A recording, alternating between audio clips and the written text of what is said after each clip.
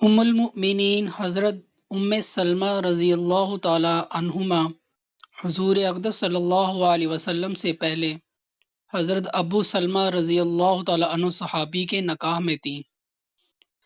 دونوں میں بہت ہی زیادہ محبت اور تعلق تھا، جس کا اندازہ اس قصہ سے ہوتا ہے کہ ایک مرتبہ ام سلمہ رضی اللہ تعالی عنہما نے ابو سلمہ رضی اللہ تعالی عنہ سے کہا کہ میں نے یہ سنا ہے کہ اگر مرد اور عورت دونوں جنتی ہوں اور عورت مرد کے بعد کسی سے نکاح نہ کرے تو وہ عورت جنت میں اسی مرد کو ملے گی۔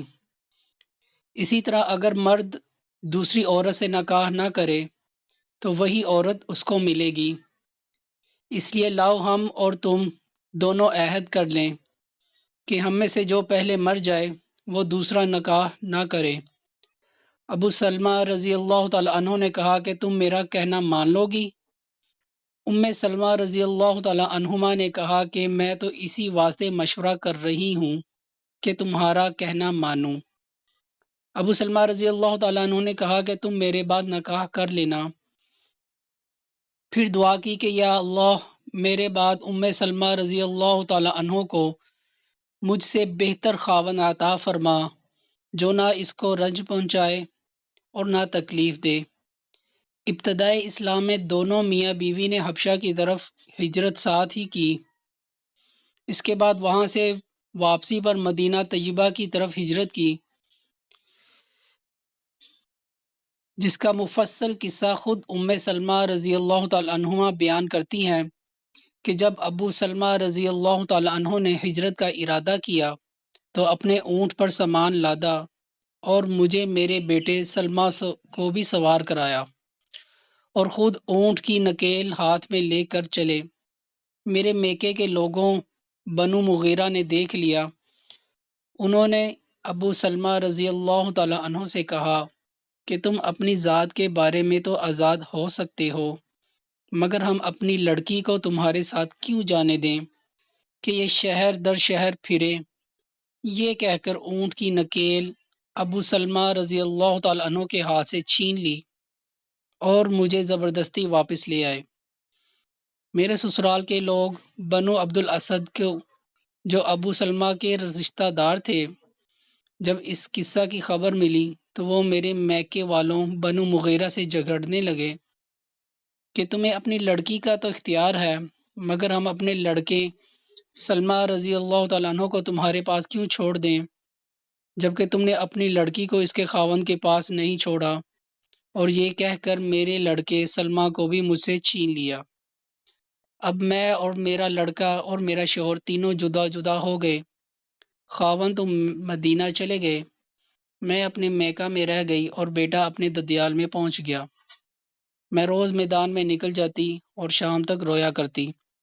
اس طرح پورا 1 سال مجھے روتے گزر گیا۔ نہ میں خاوند کے پاس جا سکی، نہ بچہ مجھے مل سکا۔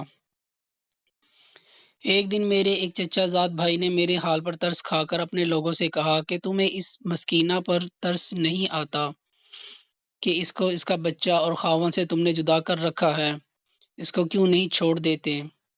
غرض میرے چچا زاد بھائی نے کہہ سن کر اس بات پر ان سب کو راضی کر لیا۔ انہوں نے مجھے اجازت دے دی کہ تو اپنے خاوند کے پاس جانا چاہتی ہے تو چلی جا۔ یہ دے کر بنو عبد الاسد نے بھی لڑکا دے دیا۔ میں نے ایک اونٹ تیار کیا اور بچہ گود میں لے کر اونٹ پر تنہا سوار ہو کر مدینہ کو چل دی۔ 3-4 میل چلی تھی کہ تنیم میں عثمان بن طلحہ رضی اللہ تعالیٰ عنہ مجھے ملے۔ مجھ سے پوچھا کہ اکیلی کہاں جا رہی ہو؟ میں نے کہا کہ میں اپنے خاوند کے پاس مدینہ جا رہی ہوں۔ انہوں نے کہا کہ کوئی تمہارے ساتھ نہیں؟ میں نے کہا کہ اللہ کی ذات کے سوا کوئی نہیں ہے۔ انہوں نے میرے اونٹ کی نکیل پکڑی اور آگے آگے چل دیے۔ خدا پاک کی قسم مجھے عثمان سے زیادہ شریف آدمی کوئی نہیں ملا۔